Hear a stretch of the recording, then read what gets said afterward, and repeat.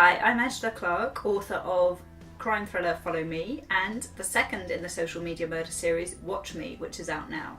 And today I'm going to talk to you about what makes a killer story, top tips on writing crime. Crime covers a huge amount of subgenres. You have procedural, where one of your main characters works for the police, so for example Ian Rankin's Rebus books. You have thrillers, where the audience are kept excited and on the edge of their seats for most of the journey, like the Jack Reacher novels by Lee Child. You have psychological suspense, which is sometimes called domestic noir, where the main character is an ordinary person and often the danger is close to home, like Paula Hawkins' Girl on the Train. You have cozy crime, which is in the vein of Agatha Christie, where there is no blood and guts on the wall and no swearing. You have paranormal, where there is a supernatural element to the crime thriller, like James Oswald's P.C. McLean series. And what do all these have in common?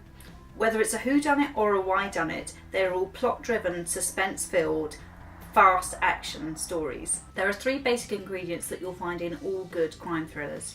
Number one is a fantastic plot. Crime thrillers are plot driven.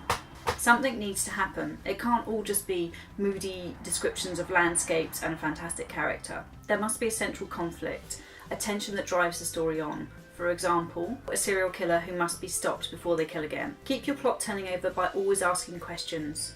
Who is the body in the woods? Why were they killed? Who killed them? Will the killer strike again? And ultimately, the really big question that you always want your reader to be asking, so they keep desperately turning through those pages, is what happens next? The second ingredient that you need in a great crime thriller is suspense.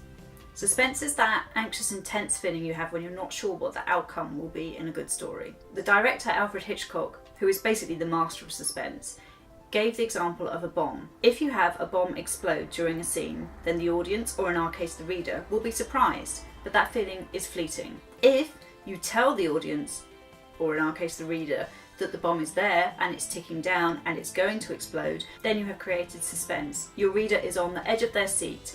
They are desperate to get your main character out of there. They are screaming at people to get away from the bomb, all while that clock is ticking down. Make your audience wait, stretch things out with cliffhangers and delayed reveals. And the third ingredient you need to have a really great crime thriller is satisfaction. You must make sure that your book delivers on the genre expectations of the reader. For example, recently a Midsummer Murders episode on ITV received a large number of complaints because there was no murder. Readers expect there to be a crime in a crime thriller. They usually expect there to be a body, ideally you want there to be a murder, and they expect the killer to become known at the end, even if justice is not served. You cannot sell them short on this. You can subvert the genre, you can try different styles, you can cross genre, but you must deliver on the basic things that make a crime thriller, otherwise your audience are going to be unsatisfied. So that's plot, suspense and satisfaction. Nail those and you'll nail your crime thriller.